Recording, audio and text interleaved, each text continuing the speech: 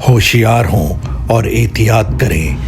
اس programme میں ایسے واقعات کا تبصرہ کیا گیا ہے جو بچوں کے لیے بالکل ہی نامناسب ہے۔ کسی شاعر نے کہا ہے، دل کی ٹھنڈک اور آنکھوں کی ضیاء ہیں بیٹیاں، جل کے خود جو روشنی دے وہ دیا ہیں بیٹیاں۔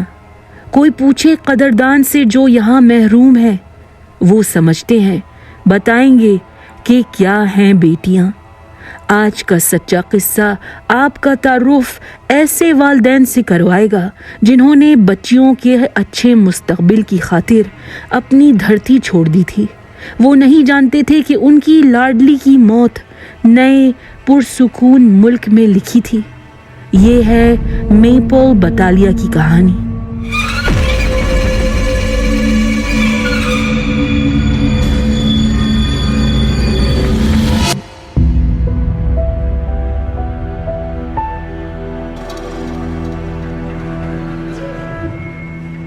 ممبئی، انڈیا، 4 مارچ 1992۔ ہرکرت اور سربجیت بٹالیا کے ہاں دوسری بیٹی پیدا ہوئی۔ کیونکہ ان کی فیملی چند مہینوں میں کینیڈا منتقل ہونے والی تھی، بچی کا نام میپل رکھا گیا۔ یہ انوکھا نام کینیڈین میپل درخت سے متاثر ہو کر رکھا گیا تھا۔ نئے ملک اور نئی شروعات کی طرف اشارہ تھا۔ ستمبر 1992 بٹالیا فیملی نے اپنا گھر سری، برٹش کولمبیا میں بسایا۔ اس وقت میپل صرف 5 مہینے کی تھی اور اس کی بڑی بہن روزلین 5 سال کی تھی۔ میپل کی ماں سربجیت کا کہنا ہے کہ چھوٹی بیٹی کا کیمرے سے تعارف ننھی سی عمر سے ہو گیا تھا۔ میپل جب 1 سال کی تھی، اس کی تصویر برٹش کولمبیا کے چلڈرنس ہاسپٹل کے میگزین کور کی زینت بنی۔ میپل بچپن سے ہی بہت پیاری تھی، سارے رشتہ داروں کی لاڈلی۔ بٹالیا گھرانہ پنجابی سکھ تھا۔ وہ سب اپنی کمیونٹی، اپنے گرودوارا اور اپنی روایتوں سے جڑے تھے، لیکن بیٹیوں پر پابندی نہیں تھی۔ والدین نے انہیں زندگی میں اپنا راستہ چننے کا اختیار دیا۔ کیونکہ میپل چھوٹی تھی، اسے روزلین سے زیادہ آزادی ملی۔ دوستوں، اگر آپ میری طرح گھر کے بڑے بچے ہیں تو آپ اس بات سے اتفاق کریں گے کہ ہم پر زیادہ سختی ہوتی تھی۔ مجھے اسکول کے پروجیکٹس کے لیے لائبریری جانا ہوتا تو ہمارے ابا چھوڑ کر آتے تھے۔ چھوٹی بہن کی باری آئی تو جب تک ابا امی سپر چلاکس ہو گئے، ہاں اپنی سہیلیوں کے ساتھ مال چلی جاؤ، کوئی بات نہیں۔ بہرحال میپل کو بڑی بہن سے زیادہ آزادی ملی، باہر اکیلے جانے کی آزادی، محلے کے لڑکوں کے ساتھ کھیلنے کی آزادی، اپنی مرضی کرنے کی، خواب دیکھنے کی۔ اور کیا بڑے خواب تھے اس کے! میں ایسٹروناٹ بننا چاہتی ہوں، میں ایک ڈاکٹر بھی بنوں گی، میں ماڈل بنوں گی، میں مووی میں آؤں گی۔ 14 سال کی عمر میں اس نے اپنے پہلے رن وے کا تجربہ کیا اور آگے جا کر وہ وینکوور فیشن ویک کا حصہ بھی بنی۔ میپل نے اسکول کی پڑھائی کے ساتھ ساتھ جان رابرٹ پاورز اکیڈمی میں داخلہ لیا، ماڈلنگ اور ایکٹنگ سیکھی۔ جلد اس نے ایک ٹیلنٹ ایجنٹ کی خدمات بھی حاصل کر لیں تاکہ اسے ہالی ووڈ تک پہنچنے میں آسانی ہو۔ اسی دوران کسی لڑکے نے میپل کی توجہ حاصل کر لی۔ وہ ایک پنجابی معروف اور معزز خاندان سے تعلق رکھتا تھا۔ اس کا نام گرجندر دھلیوال تھا، جسے پیار سے گیری کہتے تھے۔ چونکہ میپل بہت سمجھدار تھی، اسکول کے باہر وہ میچور تھی، اچھی کارکردگی کا مظاہرہ کر رہی تھی۔ والدین نے اس تعلق سے اسے نہیں روکا۔ روکنا کیا تھا؟ جب میپل اور گیری کے والدین آپس میں ملے، ان کی ماؤں کی خوب بنی اور وہ بیسٹ فرینڈز بن گئیں۔ گیری میپل کو خاص محسوس کروانے کے لیے گھر پر چاکلیٹس اور پھول بھیجتا تھا۔ اس نے میپل کو $800 کا کتا بھی تحفے میں دیا، جس کا نام میپل نے ببلز رکھا۔ میپل بھی گیری کا بہت خیال رکھتی تھی۔ جب اسے پڑھائی میں مدد کی ضرورت ہوتی، میپل ہر وقت حاضر ہوتی تھی۔ جب گیری نے اپنا ذاتی بزنس شروع کیا تو میپل نے اسے پیسے ادھار دیے۔ دونوں کھانوں کے شوقین تھے تو وہ نئے ریسٹورانٹس آزماتے تھے، لمبی نیچر واکس پر جاتے تھے۔ اور پھر میپل کا ایک اور خواب پورا ہوا۔ ہالی ووڈ کی ایک movie Diary of a Wimpy Kid, Rodrick Rules میں اس کی کاسٹنگ ہوئی۔ میلیسا کردار اسے کھیلنے کو ملا۔ میپل اپنے دوستوں اور رشتہ داروں کے ساتھ مووی کی پریمیئر پر گئی۔ جب بھی میپل اسکرین پر آتی اس کے جاننے والے سیٹیاں اور تالیاں بجاتے۔ اس رات میپل بہت ہی ایموشنل تھی، اس کی آنکھوں میں خوشی کے آنسو تھے۔ جب میپل اور گیری ہائی اسکول سے گریجویٹ ہوئے تو گیری نے کالج یا یونیورسٹی جانے کے بجائے اپنے باپ کے ٹرکنگ بزنس میں کام کرنا شروع کر دیا۔ میپل نے سائمن فریزر یونیورسٹی کے ہیلتھ سائنسز پروگرام میں داخلہ لے لیا کیونکہ وہ بچپن سے ڈاکٹر بننا چاہتی تھی، لوگوں کی مدد کرنا چاہتی تھی۔ یونیورسٹی میں میپل کافی پاپولر تھی، اس کے کئی دوست تھے، زندگی کے تمام پہلوؤں میں وہ کامیاب تھی۔ سری کے پارکس کی صفائی کے لیے والنٹیئر کرتی تھی، ایک ہنہار آرٹسٹ بھی تھی۔ جیسے کہتے ہیں نا انگریزی میں the world was her oyster، maple کے پاس وہ ساری صلاحیتیں تھیں دنیا جہاں کو فتح کرنے کے لیے۔ افسوس کہ ایک رات اسے ایک قیمتی موقع ہی چھین لیا گیا۔ 27 سپٹمبر 2011 ایک عام سا دن تھا۔ میپل نے اپنی بہن کی گاڑی لی اور وہ یونیورسٹی چلی گئی۔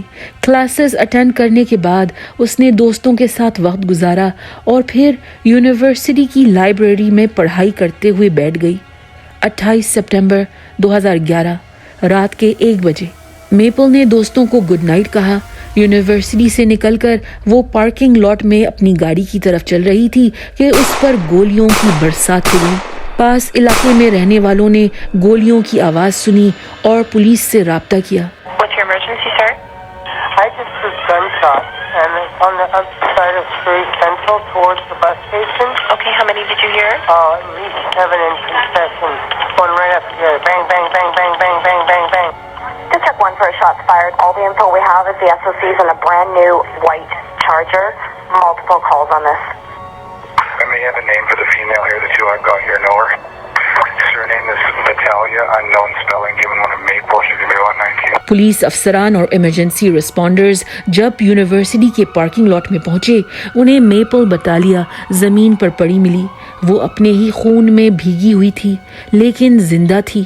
رائل کینیڈین ماؤنٹڈ پولیس کے آفیسر کارپورل ڈینیل جانسن نے غور کیا کہ میپل کو کئی گولیاں لگی تھیں اور اس کے چہرے، سر اور گردن پر چاقو کے وار کیے گئے تھے۔ چاقو میپل کے جسم کے قریب پڑا تھا۔ میپل نے آفیسر سے کچھ کہنا چاہا لیکن اس کے زخموں کی نوعیت کچھ ایسی تھی، بے تحاشا خون بہہ رہا تھا کہ اس کے الفاظ کسی کو سمجھ نہیں آئے۔ میپل کو ہسپتال لے جایا گیا پر علاج شروع ہونے سے پہلے ہی اس نے دم توڑ دیا۔ میپل بٹالیا صرف 19 سال کی تھی۔ جب میپل کے والدین کو یہ خبر دی گئی وہ صدمے سے چکنا چور ہو چکے تھے، شوق سے بے قابو ہو گئے تھے۔ سارجنٹ ٹائنر جلیس وہاں موجود تھا اور اس کا کہنا ہے، میپل کی ماں سربجیت نے میرا سر نیچے کھینچا، ہمارے ماتھے چھو رہے تھے۔ اس نے چیخا، مجھے انتقام لا کر دو۔ میپل کی فیملی کو خوب اندازہ تھا کہ ان کی بیٹی کا صرف ایک دشمن تھا، وہ گیری تھا۔ بات یہ تھی کہ کچھ ہی دن پہلے میپل نے گیری سے بریک اپ کر لیا تھا۔ گیری شروع میں تو بہت خیال رکھنے والا تھا لیکن آہستہ آہستہ اس کی جنونی جیلس شخصیت سامنے آ گئی تھی۔ وہ میپل کی کامیابیوں سے چڑھنے لگا تھا۔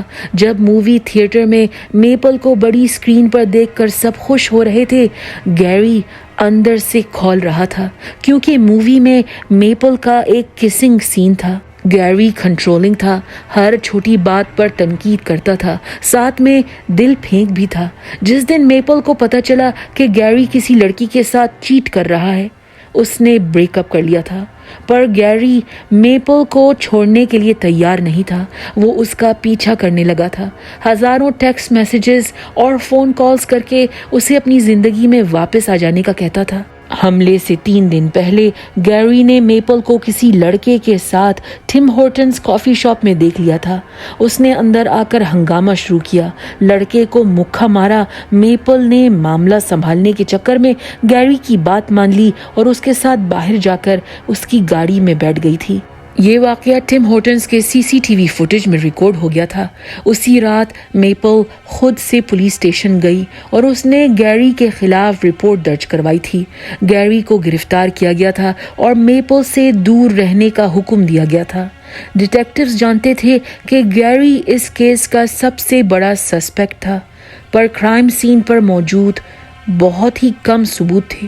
سب سے پہلے یونیورسٹی کیمپس کے سرویلنس کیمرے چیک کیے گئے۔ اس رات میپل اور اس کی دوست کیرن کینگ یونیورسٹی میں داخل ہوتی ہوئی نظر آئیں۔ ایک کیمرے نے میپل کو ٹیبل پر بات چیت کرتے ہوئے ہنستے مسکراتے ہوئے ریکارڈ کیا۔ وہ پھر چند دوستوں کے ساتھ باہر نکلتے ہوئے نظر آئی۔ اس نے ایک دوست کو ہگ کیا۔ سارے دوست ایک طرف ہو لیے۔ میپل دوسری طرف باہر جاتے ہوئے نظر آئی۔ پارکنگ لاٹ میں بھی کیمرہ موجود تھا جو ڈائریکٹلی دروازے کے سامنے تھا، پر وہ کیمرہ ہر تھوڑی دیر کو آٹومیٹکلی گھومتا تھا، سارے پارکنگ لاٹ کو چیک کرتے ہوئے۔ اتفاقاً جس وقت میپل کا بری طرح سے قتل ہو رہا تھا، کیمرہ کسی دوسری رخ مڑ چکا تھا۔ صرف سفید ڈاج چارجر گاڑی وہاں سے گزرتے ہوئے نظر آئی۔ کرائم سین پر موجود چاقو پر کوئی فنگر پرنٹس یا DNA موجود نہیں تھے کیونکہ قاتل نے دستانے پہنے ہوئے تھے۔ 8 اکتوبر 2011 میپل بٹالیا کی آخری رسومات شہر ڈیلٹا کے ایک فیونرل ہوم میں طے پائیں۔ سینکڑوں جاننے والوں، رشتہ داروں، اسکول اور یونیورسٹی کے اسٹوڈنٹس نے شرکت کی۔ کئیوں نے ہاتھ میں پھولوں کا گلدستہ لیا ہوا تھا میپل کے تابوت پر رکھنے کے لیے۔ چند لوگوں کو میپل کی یاد میں 2-3 بول کہنے کا موقع ملا۔ سوزن یی جو میپل کی فرسٹ گریڈ ٹیچر رہی تھی، اس نے کہا، اس سال میری کلاس میں بہت سارے شریر بچے تھے لیکن میپل سب سے اچھے بچوں میں سے تھی۔ اس نے مجھے پاگل ہونے سے بچا لیا تھا۔ ہرکرت نے اپنی بیٹی کے بارے میں یہ کہا، وہ ایک فرشتہ تھی، صاف دل، ہمارے گھر کی چراغ تھی۔ میپل کی ماں فیونرل ہوم کے باہر نظر آئی، دکھ اور غم سے بے حال۔ اسے رشتہ دار سنبھال رہے تھے۔ میپل کے شدید زخموں کی وجہ سے اس کے تابوت کو بند رکھا گیا تھا۔ سربجیت نے ایک انٹرویو میں بتایا کہ میپل کے گلے میں ایک سوراخ تھا، ہونٹ کٹ گئے تھے، گردن اور کندھے میں گہرا زخم تھا۔ اس نے کہا، میری بیٹی اپنا بہت خیال رکھتی تھی اور اس نے اسے قصائی کی طرح کاٹ ڈالا۔ اگر کوئی کسی سے پیار کرتا ہے تو وہ اس کے ساتھ ایسا نہیں کر سکتا ہے۔ سربجیت نے انٹرویو میں یہ بھی بتایا کہ ایک فیشن شو کے دوران میپل نے ایک نیلا لہنگا پہنا ہوا تھا۔ اس نے ماں کو کہا تھا، میں ایسا لہنگا اپنی شادی میں پہنوں گی۔ شادی کا دن تو نہیں آیا۔ والدین نے میپل کو اسی لہنگے میں دفنا دیا۔ ڈیٹیکٹیوز نے تفتیش جاری رکھی۔ سفید ڈاج چارجر 2000 کا ماڈل، یہ گاڑی انویسٹیگیٹرز کے لیے بہت اہم رہی۔ یونیورسٹیز کے آس پاس سارے CCTV کیمروں میں سفید گاڑی قتل سے گھنٹوں پہلے گول گول گھومتے ہوئے نظر آئی، سمندر میں شارک کی طرح اپنے شکار کی تلاش میں۔ ڈیٹیکٹیوز نے اس ماڈل کی ساری گاڑیوں کے رجسٹریشن پیپر دیکھے۔ ان میں سے ایک گاڑی کا پتہ ملا جو ایوس نامی کار رینٹل کمپنی میں کھڑی تھی۔ کچھ ہی دن پہلے 25 سپٹمبر 2011 کو گرسمر بیدی نامی لڑکے نے وہ گاڑی کرائے پر لی تھی۔ رینٹل کمپنی کے کیمرے چیک کیے گئے۔ گرسمر بیدی اکیلا نہیں تھا، اس کے ساتھ اس کا بیسٹ فرینڈ گرجندر دھلیوال عرف گیری کھڑا تھا۔ ایوس والوں نے بتایا کہ ڈاج چارجر کو واپس کر دیا گیا تھا۔ ڈیٹیکٹیوز فوراً وہاں پہنچے اور انہوں نے گاڑی ضبط کر لی۔ شکر ہے کہ وہ ٹائم پر آ گئے تھے کیونکہ جب بھی گاڑی واپس کی جاتی ہے اسے تفصیلی صفائی کے لیے بھیجا جاتا ہے، کار واش، ویکیوم اور کلین اپ کے لیے۔ تھوڑی دیر اور ہو جاتی تو سارے ثبوت مٹ جاتے۔ فورینزک ایکسپرٹس کو گاڑی کے ہڈ کے انڈر کیریج میں ایک 9 ملی میٹر گن کی شیل کیسنگ ملی جو کرائم سین پر موجود شیل کیسنگ سے میچ کرتی تھی۔ گاڑی کے اندر خون کے 2 چھوٹے قطرے تھے جو میپل کے DNA سے میچ کرتے تھے۔ स्टीयरिंग व्हील पर गन शॉट रेजिड्यू था। बंदूक से गोली खारिज होती है तो एक बारीक पाउडर फैल जाता है। इसका मतलब था कि गाड़ी का ड्राइवर कातिल था, लेकिन उस रात गाड़ी कौन चला रहा था? यूनिवर्सिटी कैंपस की सीसीटीवी फुटेज पर गौर किया गया। वीडियो में गुरसिमर बेदी पैसेंजर सीट से निकलता हुआ दिखाई दिया। यूनिवर्सिटी के अंदर वो घंटों तक घूमते हुए नजर आया। गुरसिमर बेदी गैरी का जासूस था। मेपल कहाँ जा रही है, किससे बात कर रही है, क्या कर रही है, वो गैरी को हर बात की खबर देता था। ये सारे सबूत लड़कों को गिरफ्तार करने के लिए काफी थे। इंटेरोगेशन रूम में गैरी सर झुकाए बैठा रहा, खामोश। वो डिटेक्टिव के किसी सवाल का जवाब नहीं दे रहा था। बच्चों की तरह कान पर हाथ, सर टेबल पर रखकर सबको इग्नोर कर रहा था। डिटेक्टिव ने उसके सामने मेपल की ऑटोप्सी की तस्वीर रखी तो गैरी तस्वीर पर लपका उसे कई टुकड़ों में फाड़ कर फेंक दिया। डिटेक्टिव गैरी के मुंह से इतराफ़े जुर्म सुनना चाहते थे, मगर वो उनकी बात नहीं मान रहा था। उसे धचका देने के लिए मेपल की माँ सरबजीत को फोन मिलाया गया, वो माँ जिसने चीख कर बदला मांगा था। दोस्तों, इंटेरोगेशन वीडियो के इस हिस्से को देखकर मेरे रोंगटे खड़े हो गए। सरबजीत ने बहुत ही प्यार, बहुत ही तहम्मुल से गैरी से बात की। बहुत प्यार करता है और मैं तो तेन हुण भी प्यार करती हूँ।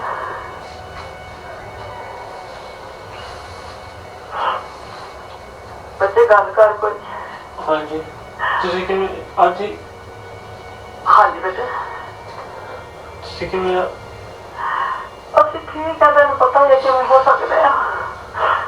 बस मैं ये सच जानना चाहती हूँ कि की होया सी, बस तेरे मुंह तो ताकि असीं रिलीफ ना मान सकीए। मेरे पर हो जाता बस, और कुछ नहीं मैं कह सकती। आंटी एक मिनट ठहर कोनी। Just sorry for what you did. Make it right. Gary, make it right. You're not a bad dude. You're not a gangster. Aunty Gary मेरे ख्याल थाने कुछ कहना है, वो मांगे था थानू कहने हो। Sorry aunty. हाँ जी बच्चे, मैं बहुत ज्यादा सॉरी यार। मैं तेरे माफ कर। See? You need forgiveness, bro. You needed to hear that. I want to say it too. You will be. तो कहना मैं तेनू मेरा ये मैं समझ कर दी क्योंकि अपन इंसान है, कोई भी गलती करते हैं फिर भी तुम परमात्मा माफ कर दो। तो मेरा पोतिया मैं तेनू माफ कर दिया। बेटा, मुझे सच बता दो, मैं तुमसे बहुत प्यार करती थी, अभी भी करती हूँ। बस बता दो तुम्हारे हाथों क्या हुआ है, एक बार कह दो, हमें सुकून मिल जाएगा। गैरी रोने लगा और उसने कहा, आंटी मैं बहुत सॉरी हूँ। सरबजीत ने कहा, हम इंसान हैं, गलती करते हैं, खुदा माफ़ कर देता है। तुम तो मेरे बेटे हो, मैंने तुम्हें माफ़ किया। डिटेक्टिव्स जानते थे कि गैरी का सॉरी कहना उसका इतराफ़े जुर्म था। सन 2016 ब्रिटिश कोलंबिया सुप्रीम कोर्ट में गुरजिंदर गैरी धलीवाल और गुरसिमर बेदी के मुकदमे तय पाए। ज़रा सोचिए, 4-5 साल लगे कत्ल के बाद उनकी कोर्ट में पेशी को। रोजलिन बटालिया का कहना है कि गैरी और गुरसिमर के वकीलों ने हर तरह से रुकावटें डाली। कभी कोर्ट हियरिंग में माजरत करते और डेट आगे बढ़वा देते, तो कभी दोनों मुजरिम अपने अपने वकील बदल देते, जिसकी वजह से अदालती कार्रवाई फिर से शुरू करनी पड़ती। आखिरकार 7 मार्च 2016 को गुरजिंदर धलीवाल को 2nd डिग्री कत्ल का मुजरिम करार दिया गया। उसे उम्र कैद की सज़ा सुनाई गई। वो 21 साल की सज़ा काट कर पैरोल पर रिहा हो सकता है। गुरसिमर बेदी को कातिल की मदद करने पर एक्सेसरी टू मर्डर के जुर्म में सिर्फ 18 महीने की जेल हुई। कोर्ट के बाहर मेपल के वालिदैन ने बहुत मायूसी से कहा कि ये कौन सा इंसाफ है। रोजलिन बटालिया ने मीडिया से मुखातिब होते हुए कहा, 18 महीने की सज़ा हमारी फैमिली के चेहरे पर थप्पड़ है। मेपल की मौत का सदमा और फिर सालों तक कोर्ट के चक्कर लगाने के बाद सरबजीत बटालिया का कहना है, हम बस जी रहे हैं, जिंदा हैं, पर जिस दिन मेपल को कत्ल कर दिया गया था हम भी मर गए थे। सरी के हॉलैंड पार्क में والدین نے میپل کے نام سے ایک بینچ رکھوایا ہے. بینچ کے سامنے ایک میپل ٹری لگایا ہے. والدین روز پارک میں چہل قدمی کرنے نکلتے ہیں. تھوڑی دیر بینچ پر بیٹھ کر چہیتی بیٹی کی یادوں میں کھو جاتے ہیں. دوستوں، یہ تھی میپل بٹالیا کی کہانی. ہمارے چینل کو سپورٹ کریے اور محفوظ رہیے.